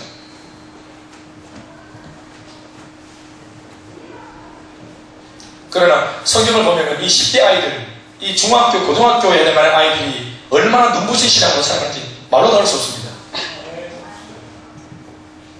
지금은 이런 이제 검은 어두운 그 시대적인 그림자가 기성세대를 계속 압박하다가, 청년들을 압박하다가, 이제는 대학생들을 압박하다가, 고등학생들을 압박하다가, 심지어 이 어둠의 세상 이 가치관들이 초등학생들한테도 이렇게 압박이 내려와서 이 어린아이들이 성공에 대한 개념을 이미 가지고 있어요.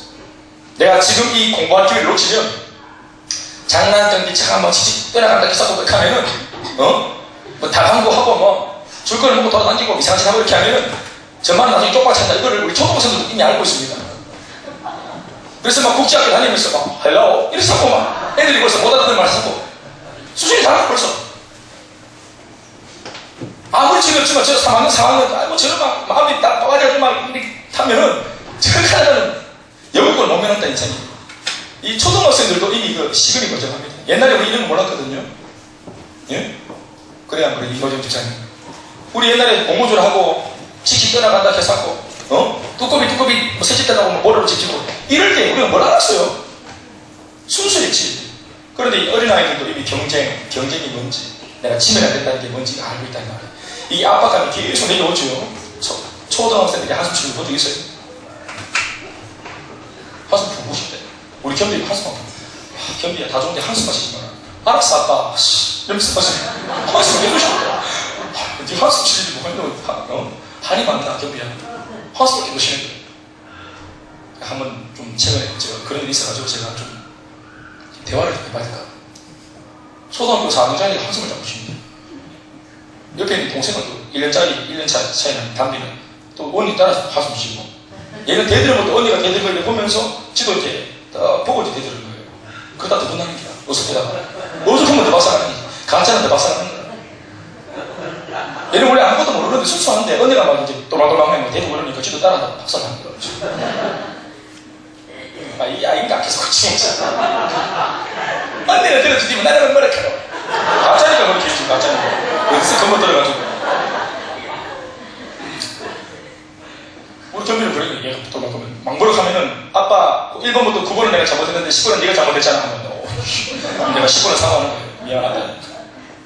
아버지는 깡 울고. 그럼 집에 옆에서 엄마가, 아이고, 아버지랑 똑같이 해가지고. 말을 똑바로 하기 때문에 사과하다 그렇게 되는 게. 아, 그렇구나. 애들이, 우리 이제 안 그렇구나. 진짜. 빠르구나. 굉장히 빠르구나. 세상도 다 알고. 세상을 다 안다는 게 뭐예요? 유혹도, 그리고 사탄의 유혹, 은밀한 유혹들, 그 문화 속에, 드라마 속에, 세상의 어떤 그런 그 K-팝, 이런 어떤 그 문화 속에, 주류 속에 사탄이 막 들어와 있는 그 무분별한 그 마술을 아이들이 전혀 그러지 않고 막 접한다, 이 말이에요. 우리 가족을 내가 아무리 가족됨을 위해서 단독이 쳐도 새 나갑니다. 우리 엄마가 아무리 애써도 사랑이 온유. 지금 얼마나 반듯하게. 그러니 여러분, 이 아이들을 끝까지 반듯하게 가기 위해서는 교회를 떠나서는 상상할 수 없는 것입니다. 그러니까 더군다나 우리 아이를 딱 놓고 볼 때 우리 교회는 딱 이렇게 견적을 내고 있기는 저 목사가 지금 44시 됐는데 저게 10년, 20년, 우리 아가 클 때까지, 시집갈 때까지는 건장하게 해가지고 계속 저런 식으로 말씀을 하고 아들 막 후비파고 막 공구고 시루고 할 기다. 그래야만 일단 우리 아들은 패스. 분명히 우리 애들이 말씀 지키고 겉으로 세면은 저 목사가 가만히 여기 있기는 반드시 뭐 자격을 푼다든지 존재의 쓴맛을 보여준다든지 이래가지고 바로 잡아줄 거예요. 아, 그래. 내 하는 말이 뭐냐 하면 이러한 문제 있는 가족을 의지, 교회가 답은 주님이 주시는 거잖아요. 아멘? 제가 사실 온유와 이 사랑이를 답을 줄 수는 없어요. 그러나 답을 줄 수 있도록 교회가 의지를 가지고 몸부림을 치죠. 양육을 하고. 우리 딸내미는 최선을 다하지. 아멘, 아멘. 현재 여러분들의 불신자 남편이 있다 치더라도 우리 모든 교인들의 마음은 100% 여러분들 그 불신자 남편이 배난받고 복음을 전할 수 있는 길을 열리기를 모두가 우리 교회 사람들은 다 원합니다. 그 말은 뭘까요? 귀만 열리면 새벽이든 밤이든 다 뛰어갑니다. 할 수 있다는. 다 뛰어가서 복음을 전할 겁니다. 아멘, 아멘. 의지가 있는 게 참 중요합니다. 여러분. 답은 주님이 주시는 것이기 때문에. 그러니까 우리가 할 수 있는 것은 우리는 답을 줄 수는 없기 때문에 답을 줄 수 있는 주님 앞에서 몸부림을 치고 날마다 뛰어있으려고 몸부림치는 그 교회가 적어도 건강한 교회인 줄로 믿습니다. 그러니까 이 가족, 내 남편, 우리 가정의 안위를 놓고 볼 때 우리 가정의 부족함을 결코 좌시하지 않고 가만히 있지 않을 이 교회 단에 우리 교회 소속에 내가 두는 것이 이게 지혜구나. 여러분들이 알 수 있길 바랍니다. 대형교회, 큰 교회, 제가 무조건 비방하는 것이 아니라 만약 어떠한 교회든지 사이즈를 떠나서 의지가 없다면, 나를 돕고 우리를 도우려는 의지가 없는 교회라면, 우리 가족의 행복에 대해서 의지가 없는 교회라면 그 문제가 있는 교회입니다. 목사가 의지가 있어야 되고 교회 전체가 그런 것에 의지가 함께 있어야 합니다. 그래서 새가족이 올 때 교회가 함께 기뻐하는 것입니다. 의지가 없으면 새가족이 올 때 관심이 없습니다. 보통 누가 기뻐합니까? 새가족 오면은 목사 혼자 신나는 거다. 오늘 헌금 설교하러 가다가도 새가족 들어오면 설교 바깥 볼 정도로 혹시나 식은일까 싶어가 한 사람 잡아 놀라. 그만큼 새가족을 좋아한다 이 말이야. 사람이 귀하니까. 교회 잘 안 오거든 새가족들이 자기만 거. 근데 벌써 우리 교회 딱 보면 아시겠죠? 속죄 내고 막 야단치고 세게 나가잖아요 우리가. 왜요? 우리가 가지고 있는 답에 대해서 자신이 있으니까. 좀 심하게 말해볼까요? 딴 데 가도 별 볼 일 없습니다. 제가 그 부분에 자신이 있습니다. 제가 이런저런 교회에 쭉 제가 다 돌아다녀봤지. 사역한다고. 또 공교롭게도 제가 큰 교회 출신이면서 대형교회 쭉 돌아가지. 대형교회에서도 별 볼 일 없습니다. 대형교회 우리 관계자분들 이 동영상을 보시면은 저한테 불만 있으면 전화하세요. 별 볼 일 없습니다. 여러분 사람을 책임지고 건사한다는 입장에서 볼 때는 성도가 많은 것이 불리할까요? 유리할까요? 그건 불리한 조건입니다. 성도들 한 사람 한 사람을 정말로 책임지고 세운다는 입장에서는 교인들이 많은 것이 불리합니다. 거의 불가능하기 때문에. 그런데 성도들이 그런 데를 찾아다녀요. 왜요? 변화받고 성장하기를 이미 포기한 사람들이기 때문에. 그러니까 목사도 좋고 성도도 좋고 우리 적당한 암묵적인 어떤 그런 거리를 두고 서로 그냥 그렇게 그냥 종교 생활하자는 거예요. 서로 푸시 안 하고 또 또 프라이버시 가슴 안 받고 신방 안 하고 신방 안 받고 복날에 계좌할 필요 없고 그래서 그냥 가는 겁니다. 내가 알아서 흥건하고 싶을 줄 알 테기에 적당히 있어라. 목사님 자꾸 부담 주면은 이것마저도 싹 그냥 아시죠? 좋게 말할 때 그냥 거기서 설득을 하셔라. 우리는 이미 그렇게 안 하기로 이미 그렇게 결정을 했습니다. 그러나 여러분들이 이 가족관을 놓고 진짜 가족을 인간적으로 사랑하는 것이 아니라 하나님의 사랑으로 우리가 이 가정을 돌보고 가정을 사랑하기로 마음먹어야 합니다. 내 생명보다 소중한 그 가정이라 할지라도 이 생명을 주신 하나님 앞에서는 가정이 전부가 아니라고 말할 수 있는 그 믿음의 배짱이 있어야 합니다. 불수자 남편, 여러분들한테는 남편이지만 하나님한테는 잃어버린 아들입니다. 좀 제가 경감한 동안 좀 속된 편을 써보면 진짜로 똥줄 타는 것은 주님이십니다. 내 남편 죽을 수 있습니까 여러분들은? 그러나 하나님은 그 남편을 사랑해서 아들을 죽이셨습니다. 그렇게 내 남편한테 관심이 많습니다. 그렇게 내 식구들한테 주님이 관심이 많고 내 가정사에 주님이 관심이 많습니다.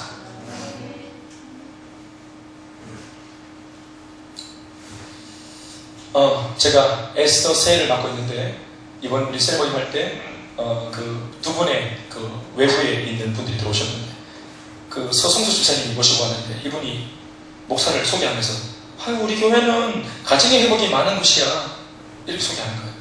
우리 교회는 가정의 회복이 빠르고 또 이런 일이 많이 일어나는 곳이야. 오늘 여기 앉아 계신 분들 중에는 내 일이 아니기 때문에 아직 나는 안 됐는데 목사님 마치 거짓말 아닌가 이렇게 말할 수 있는지 모르겠지만 확률로 볼 때 우리 교회는 상당히 많은 일이 일어나는 겁니다. 여러분들이 이 교회를 다른 데서 못 봐서 우리 굉장히 회복이 빠르고 많이 일어나는 측에 속하는 교회입니다. 그 말이 뭘까요? 지뢰가 자꾸 옆에서 터지고 막 이렇게 문제가 생기면 여기가 무슨 밭이란 말이에요? 지뢰밭이야. 축복받는 사람들이 많은 걸 보면서 나는 비록 축복이 안 일어났지만 대박이 아니라 다 틀어졌지만 잭팟이 다 터졌지만 여기는 무슨 밭이라는 말이에요? 여기가 되는 땅이라는 말이에요. 여기가 되는 동네라는 말입니다. 응답받고 회복되고 물론 나의 일은 아니지만 아직까지 된다 하다가 내가 되는 거예요. 되나 니도 발톱 꿇다 이것도 제끼고 있으면 제끼다 그렇게 뿌라주고 있다. 제가 가난하게 자랐기 때문에 이게 돈이 안 되고 인간적으로 표현해서 돈이 안 되고 고생만 새가 빠지게 한다 이런 거 제가 정말 싫어합니다. 새가 빠지게 비비고 막 싫어하는데 아무것도 없다. 저는 정말로 그거 싫습니다. 제가 성과주의도 아니지만 나 그런 거 무모한 그런 거 싫습니다. 저는 개인적으로 없어봤기 때문에 가난해 봤고 지금도 물론 가난하지만 없어봤고 이게 막 짜증났기 때문에 그래서 제가 지금 이 목표도 볼 때 하나님 내가 그런 말을 했어요. 하나님께 하나님 또 뭐 하나님께서 뜻한 바 있어가지고 그렇게 하라고 할 수밖에 없겠지만 지금은 돋보기 안경 쓰고 시커먼 44절 까만 양복 하나 입고 이만큼 두꺼운 성경책 가슴에 끌어안고 할매들 한두 명 뒤에 이렇게 신방 간다고 이렇게 같이 붙여가지고 같이 막 슬프게 신방 다니면서 쫓기 나고 머리 이렇게 입고 이렇게 개척교회라고 꼭 그렇게 가야 되나? 개척교회 그러면 모두가 다 어려운 교회, 내가 그래서 쇠가 빠지게 섬겨야 될 교회, 고생만 지당하는 교회, 그렇게 교섭만 지당하고도 남는 거 없는 교회, 이렇게 모두가 알고 있어요. 개척교회라는 자체, 이미지 자체가. 그리고 저도 그랬어요. 나는 늘 기도했습니다. 하나님 가급적이면 선교하고 개척으로 난 부르지 말아달라고. 물론 부르면 갈 수밖에 없겠지만 나 상당히 힘들할 거라고. 나 잘할 테니 하나님. 난 반짝거리는 곳에 앉혀달라고. 이거 인간적으로 제가 성숙 못했습니다. 근데 한켠에 이런 마음이 있었어요. 어떻든지 간에 이게 진짜 열매가 일어나고 된다는 소리가 나오고 변화가 일어나고 뭔가 되는 교회가 돼야 된대. 나는 다른 교회는 모르겠어요. 그러나 좀 이기적인 마음이지만 나는 하나님 앞에 종으로 본받아서 내 한 생애를 다 여기다 쏟을 거고 내가 못하면 못했지 할 수 있는 한도 안에서 내가 최선을 할 건데 주님 나 게으른 것으로 문제를 내가 삼지 않도록 내가 몸부림치고 열심으로 내가 열정을 다 내어 드릴 텐데 그런데도 만약 하나님께서 그냥 골병들은 신앙을 하게 만들면 하나님 나 정말 삐질 것 같아요. 나 우리 성도들 앞에 버텨하고 싶어요. 하나님 우리 가정이 말도 안 되는 가정에서 배나받게 하신 이유가 있지 않겠어요? 나는 그 덕분에 가정의 아픔이 뭔지 좀 알고 이해하는 목사인데, 가정의 문제를 안고 있는 사람들은 아무리 그 개인이 은혜 받고 복을 받고 성령 충만해도 지옥 같은 가정을 등에다 놓고 있으면 이 신앙이 결코 하루를 넘지 못합니다. 그러니까 가정 전체가 변화되지 않고서는 이 사람 한 사람이 교회에 와가지고 아무리 내가 은혜를 끼쳐도 불보듯 뻔한 결과가 도출되는 거예요. 그러니까 결국은 이 사람들을 망가뜨리는 가정 전체가 회복되지 않고서는 여기서 간헐적으로 아무리 은혜를 끼쳐도 돌아가서 또 에너지를 소진할 것이 분명하기 때문에 우리 하고 있는 이 모든 액션이 전부 다 헛짓거리 하는 거예요. 그러니까 하나님 이 뒷문을 막아주시고 밑 빠진 턱을 막아주시고 마귀가 틈을 타는 걸 막아주시고 은혜를 끼치면 이것을 그대로 소화해서 자라는 교회가 되게 해달라고 제가 교회를 개척하기 전에 이것을 놓고 기도할 수밖에 없었습니다. 사람들이 교회 그러면 교회를 별로 기대 안 해요. 심지어 용한 전쟁이보다도 교회를 기대 안 합니다. 이 문제가 있는데 이 교회 갈래 용한 전쟁이 만나요. 용한 전쟁이? 용한 전쟁이는 복지까지 받는데도 용한 전쟁이, 김 목사는 복지를 안 받는데도 안 오는 겁니다. 오히려 막 사대기고 막 성기가지고 복음을 전하는데도 안 오는 거라. 그만큼 교회가 뭔가 별 볼일 없는 곳이 되거든요. 그러니까 이것이 너무 자존심 상하고, 또 목회자의 한 사람으로서도 교회를 다니는 입장에서도 이게 너무너무 자존심 상한 거예요. 그러니까 하나님, 내가 이제까지는 잘 모르겠어요. 그러나 굳이 2011년도에 또 다른 교회가 우리 대구안에서 1451번째 교회가 또 다시 하나가 개척되어야 된다면 1400개나 먼저 있는 교회를 두고 왜 또 하나 개척이 돼야 됩니까? 그냥 내가 다른 교회에 들어가서 열심히 그냥 이렇게 섬기면 되는 거 아닙니까? 왜 또 다른 교회? 또 왜 또 다른 교회여야 합니까? 그러면 또 다른 교회가 생기려 그러면 앞서 있었던 1400개 교회와 뭔가 그런 영적인 경쟁이 있어야 되지 않겠어요? 그게 제가 하나님께 얻고 싶었던 답이에요. 그러니까 그저 그런 교회가 또 하나 생겨가지고 상가 건물 들어가서 막 그냥 자기 생존의 문제도, 교회가 자기 생존 문제 때문에 헐떡거리고 이거 뭐 월세도 못 내라 헐떡거리면 이게 교회냐? 차라리 그냥 내가 지금 잘 달리는 교회, 일꾼 필요한 교회에 내가 일꾼으로 가서 에너지를 쓰기만 되지 않겠나? 이런 고민을 안 할 수가 없었다 이 말입니다. 하나님께서 하신 말씀이 뭐냐 하면은 그런 교회가 안 될 거라 하시는 거예요. 너희는 처음부터 복음을 전하는 교회로, 성도를 모아놓는 교회가 아니라 모아서 양육해서 자라게 해서 변화시켜서 내보내는 교회, 파송하는 교회가 될 거라. 이게 제가 하나님 앞에 받았던 마음이고, 제가 아무것도 없이 개척하지만 큰 소리를 쳤던 이유입니다. 그리고 그 고집을 통해서 나는 주장하기를 하나님 주신 고집이라고 믿고 있지만, 그 고집을 통해서 오늘 교회가 여기까지 왔다고 저는 생각합니다. 우리 모두는 다 알죠? 우리 아직 배고파요. 가정은 더 많이 회복되어져야 합니다. 우리 교회 모든 가정들이 다 회복되어져야 합니다. 누군가에게 펼쳐 보일 수 있는 우리가 간증거리에 가정들이 다 돼야 됩니다. 가정에 대해서 소망이 없다고 말하는 사람들 앞에 내 가정을 펼쳐 보이면 입이 쑥 들어가게 만들 수 있는 뭔가 확실한 가정이 있는 교회가, 우리 가정들이 다 돼야 합니다. 왜 그럴까요? 250만 명이나 살고 있는 이 대구 땅 수많은 가정들이 지금 다 깨어져 있기 때문에 그래요. 그러니까 교회가 할 수 있다. 교회가 된다더라. 복음이면 된다더라. 복음이면 청년이 돌아오고 회복하고 비전과 꿈을 회복한다더라. 비행하는 청소년들이 돌아온다더라. 지나간 남편이 돌아온다더라. 립스틱 찌게 바르고 바바리 벗기고 떠나간 남편이 아내가 돌아온다더라. 이런 얘기가 나와야 되는 거예요.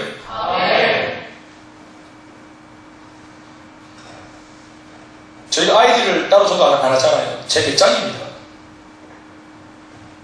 왜요? 집집마다 아이가 없는 집이 없잖아요. 그러니 어른들이 복음을 통해 회복하고 돌아오면 이 아이는 그냥 오는 겁니다. 물론 우리가 이것저것 다 할 수 있으면 좋겠지만, 지금 우리 이 작은 여력으로는 제가 볼 때는 아이들은 자기가 은혜 받으면 엄마 아빠한테 못 알아받았겠지. 어른들은 자기가 은혜 받으면 아이들 안 묻고 그냥 데려오자, 더 들어가지고 이렇게. 뭐가 더 빨라요? 어른들이 더 빠르지? 지혜로운 기라? 김원태 교수님 딱 사로잡히니까 바로 뭐 은지 뭐 성민이 그냥 와 있잖아. 저기 앉아있는데 네 분이나 와야 되는데 언제 왔지? 가정 전체가 여러분 함께 변화받아야 하는 것입니다. 그래서 아빠도 아버지 하나님, 엄마도 아버지 하나님, 우리 아들도 그 하나님을 아버지라고 부르는 우리 모든 내 식구, 우리 가정 모든 지계가족 모두가 그 하나님을 함께 아버지라고 부를 수 있는 그 아버지의 눈동자 앞에서 우리가 더 버릴 것은 버리고 취할 것은 취하고 남편과 아내의 잔소리가 필요 없어요. 협박이 필요 없는 게 아니라 아버지의 눈동자 앞에 내 아내를 다 세워놓으면 하나님 앞에서 내 부인이 다 은혜 받고 회개하고 버릴 거 버리고 순한 양이 돼가지고 남편한테 탁 나타나는 거야. 내가 남편, 아내를 양으로 만들려고 껍데기 벗기지 말고 그냥 하나님 앞에 딱 내놓으면은 하나님 다 만져서 내놓는 겁니다.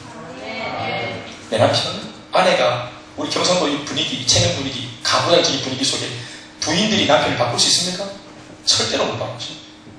이렇게 이 남편이 자기가 함부로 할 수 없는 더 강력한 하나님 앞에 나서가지고 완전히 녹아서 내려서 하나님 한마디면은 그냥 모든 것을 바꿀 수 있는 사람으로 변화될 수 있으니까 아내가 거기까지 갈 때까지는 간쓸게 다 빼가지고 간쓸게 콩파, 직장, 똥집 다 빼가 숨겨가지고 어떻게 하든지 하나님 앞에 세워놓으면 하나님 말씀이 내 남편을 만져준다. 인자하고 덕이 많고 젠틀하고 자유롭고 깊이가 있는 사람으로 하나님이 만들어 놓습니다. 우리 그렇게 살아야 하는 거죠. 말씀드리겠습니다. 우리 뭐 수련회 따라가고 하니까 수련회 말씀을 생각하시고 다다음 주 저는 그 가천교회 대학교 수련회 가는데 뭐 남의 집 아이들한테 또 이렇게 말씀을 전하고 우리 집 새끼들한테 말씀 좀 전해야 될 것 같아요. 가치관이 참 중요하거든요. 가치관에 변화 없이 하는 행동은 다 쇼입니다. 등 다시 배부를 때는 하다가도 그 액션을 등이 불편하고 배가 고프면 다 그치게 되는 거예요.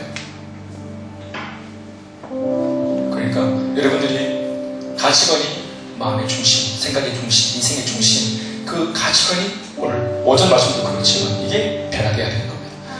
그 가치관이라고 말하는 것 중에 특별히 한 가지, 제일 먼저 가족관. 이제 저를 보시고 여러분들의 마음에 어떤 선언 혹은 결단을 해야 돼요. 제가 너무 참 초등학생 수준의 작은 어떤 그런 예를 말씀드리면 집안에 결혼식 잔치 그리고 예배가 시간이 겹쳤다. 여러분들 뭘 선택하실까요? 말하지 마세요 지금. 제발 거짓말할 수 있으니까. 진짜로 친한데 중마고가 결혼하는 시간과 예배가 겹쳤어요. 너무너무 중요한 회사 스케줄과 또 새 예배가 겹쳤어요. 오늘 제가 복잡하게 한 말을 이렇게 저렴하고 유치하게 적용하면 이러한 선택에서 우리가 무엇을 선택을 해야 되는가 하는 문제로 이것이 이렇게 결론 지어지는 거예요. 성경 말씀이 말을 해도 적용은 항상 유치하고 그리고 아주 노골적으로 적용을 해야 됩니다. 이거 여러분 하나님을 선택하는 사람 만들게 하려고 제가 이 말씀을 이렇게 장황하게 적는 겁니다. 손해를 본다면 손해보고 금전적으로 손해가 보면 금전적으로 손해보는 겁니다. 그럼 하나님께서 이것 몇 편보다 더 많은 것을 지고 있는 주님이 반드시 나한테 갚으십니다. 네. 내 가치관에 성숙도 있다가 주님이 지우십니다. 사람을 잃으면 잃습니다. 하나님을 선택하는 화평을 주님이 주기 원하지만 과정은 마치 검을 들고 싸우는 분리, 원수, 갈라짐, 갈등, 괴리감 반드시 이것이 우리 눈앞에 펼쳐집니다. 그렇게 펼쳐질 때 절대로 내가 지금 잘못된 신앙생활을 하는 것이 아니라는 사실을 여러분 아시고 용기를 내시기 바랍니다. 그리고 그 길을 끝까지 가버리셔야 됩니다. 예수님이 이 땅에 오셨을 때에 유대인들과 같이 친해졌습니까? 원수가 됐습니까? 유대인들과 친구 먹었습니까? 원수 됐습니까? 원수가 되기까지 어느 정도로 원수가 됐습니까? 그들이 예수님을 죽이기까지 원수가 됐죠. 그러나 원수됨을 통해서 다 살렸습니다. 예수님이 적당히 친구 먹지 않아요. 이 사실 하나만 우리가 마음에 새겨두고 오늘 가정, 우리 마음속에 생각만 해도 눈물이 나는, 그래서 국제시장을 보면서 우리가 오는 거 아닙니까? 그래서 우리가 그 옛날 집으로 이런 거 가정영화 보면서 우는 거 아니에요. 가정 그러면 애틋하죠. 엄마 아빠만 말만 들어도 눈물이 핑 도는 너무너무 소중한 곳이잖아요. 그러나 그 소중한 가정이 진짜로 하나님 앞에 보장받기 위해서는 내가 하나님 앞에 내 신앙을 진짜 제대로 보여야 하는 것입니다. 그래서 엄마 아버지가 반드시, 내 가족이 반드시 나중에 주님을 만나면 내가 왜 그렇게 했는지, 내 아들이 왜 그렇게 모질게까지 그렇게까지 모질게 주님을 고백했는지 나중에 다 알게 되는 것입니다. 이미 저는 이것을 지나서 우리 엄마 아버지한테 사과를 받았거든. 대건아, 나는 하나님 안 믿을 때 엄마가 옛날 처장 때 저쪽에 나갔잖아. 나는 하느님한테 어느 날 엄마가 하는 말이 넋두리 했다는 거야. 내가 교회 나가고 얼마 안 됐을 때, 아이고 하나님한테만 나는 남편 복도 없고 아들 하나 보고 살았지만 자가만 이제 하나님께 뺏기겠다. 우리 엄마가 예수를 안 믿을 때 하나님한테 이런 투정을 했다는 거예요. 하나님 아들 하나님께 뺏겠다고. 근데 내가 나중에 들었는데 엄마 예수를 믿었는데, 그래 엄마, 하나님이 나를 먼저 불러가지고 엄마한테 때려온 것처럼 했지만 결국은 은혜 받은 내가 엄마 아버지한테 다시 와서 엄마 아버지를 다 글로 이끌었잖아. 그 엄마 참 위대한 투자를 한 거죠. 우리 도혜령 집사님은 딸들을 하나님 앞에 이렇게 내놓으셔요. 그 말은 구체적으로 해볼까요? 교회가 원하는 스케줄 앞에 아이들을 내놓으세요. 온유하고 사랑이를 하나님 앞에 풀어놓으세요. 방목처럼 보이지만 나보다 더 신경 쓰시는 하나님의 불꽃 같은 눈동자 앞에서 이 아이가 결국 방목이 아니에요. 주님이 그도 먹이시고 인도하십니다.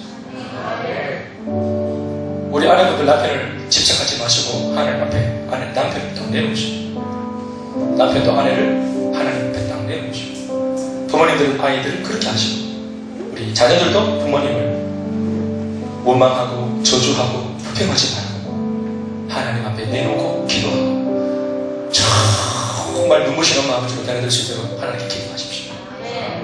주님이 나보다 더 잘 아십니다. 제가 방금 말씀드렸어요. 분명히 앉은 자리에서 오늘 제가 드린 이 설교 말씀을 듣고 반짝거리면서 뭔가를 결단하고 이전과는 다른 행보로 걸어가는 사람이 있고, 여전히 띵하게 가지고 있다가 나중에 다른 사람 간증 듣고 박수하는 사람이 있습니다. 다른 사람 간증 듣고 박수하지 말고 네 간증 해라고. 아멘입니까? 그 차이가 여기서 나오는 겁니다. 고등학교에 가가지고 빌 게이츠가 딱 강연을 했더니, 성공하는 비결 강연을 했더니 3분의 1은 자불고 3분의 1이 들었습니다. 선생님이 3분의 1 자르는 사람을 깨우려고 하니까 빌 게이츠가 스탑! 뭐 더 많은 얘기를 하셨겠죠? 멈춰라 하면서 하는 말이 상관없다는, 어차피 10년 뒤가 되면은 오늘 요 앞에서 내 강연을 듣고 있는 사람이 주는 월급을 자부는 애들이 받아먹고 그들 노무자로 일하고 있을 것이야. 얘네들은 CEO가 될 거고 쟤네들은 월급 받는 애가 될 거야. 그거를 떨릴 때부터 닦고만 한다는 거야. 손에 쥐어줘도 잡을고 딴짓하고 의리하게 말이야. 뜻한 바는 있었지만 방법을 몰라 헤매고 있던 간절한 자에 방법을 지어주니까 뜻과 방법이 만나니까 불이 붙는 거지. 아멘이십니까? 행복하기 원했는데 행복할 수 있는 비결로 복음을 딱 주니까 불 붙는 거지. 오늘 이것을 여러분들이 오늘 낚아치 해서 인생에 정말 수심한 인생 꼭 될 수 있길 주님으로 축원합니다. 기도하겠습니다.